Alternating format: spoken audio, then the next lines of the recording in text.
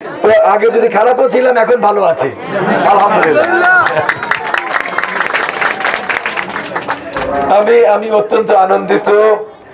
আপনাদের ক্যাম্পের দায়িত্বশীল সবাই আমাকে আপনাদের মাঝে নিয়ে এসছে। আমি অনেকদিন ধরে অপেক্ষা ছিলাম কখন আপনাদের মাঝে আসব।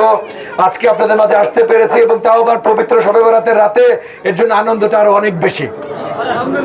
স্পেশাল একটা দিন, সেই স্পেশাল একটা রাত, সেই স্পেশাল একটা রাতে আপনাদের সাথে আমি একত্রিত হতে পারলাম, আপনাদের সম্মুখীন হলাম, সেটার জন্য আপনাদের সকলকে ধন্যবাদ। আমরা আসছি আপনাদের জন্য কাজ করতে। এই ক্যাম্পগুলো আপনাদের ক্যাম্প, বাকি 5টা ক্যাম্প, সব ক্যাম্পগুলোর যে অবস্থা, আপনারা যে অবস্থায় থাকেন, ঠিকভাবে বিদ্যুৎ নাই, পানি নাই, গ্যাস নাই, সিওয়ারেজ নাই, এই সব কিছু থেকে উত্তরণ দরকার ভাই। এইভাবে কইরা মানুষ বসবাস করতে পারে না। নাগরিক সুবিধা এটাকে বলে না। একটা দেশের নাগরিকের অধিকার থাকে ভাই। আপনারা এই দেশের নাগরিক, আপনারা এই দেশের ভোটার, আপনাদের অধিকার আছে।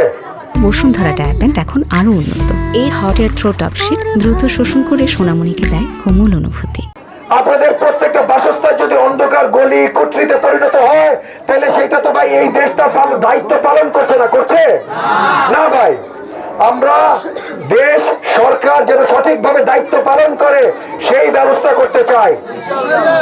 আপনাদের আবাসনের যেন সঠিক ব্যবস্থা হয়, যেন আপনারা গ্যাস, পানি, বিদ্যুৎ, সিওরেজ লাইন সবকিছু ঠিকভাবে পান, যেন আপনাদের ভয় ভীতি না থাকতে হয় যে আপনাদের এই এলাকার ভিতরে, এই গন্ডির ভিতরে অন্ধকার গলি তৈরি করে রেখেছে, যার ভিতরে মাদক ব্যবসায়ী চলে আসে, কিশোর গ্যাং চলে আসে। এই অন্ধকার গলি যখনই আমরা আলোকিত করে ফেলবো, যখন আপনাদের সব নাগরিক সুবিধা চলে আসবে, তখন আর কিশোর গ্যাং এখানে ঢুকতে পারবে না, তখন আর মাদক ব্যবসায়ী এখানে ঢুকতে পারবে না। এই বদলগুলো আমাদের আনতে হবে। গত 55 বছরে আপনাদের জন্য কেউ আনে নাই, এইটা আমাদের দুর্ভাগ্য। 55 বছরের দুর্ভাগ্য নিয়ে এখন কান্নাকাটি করে লাভ নাই।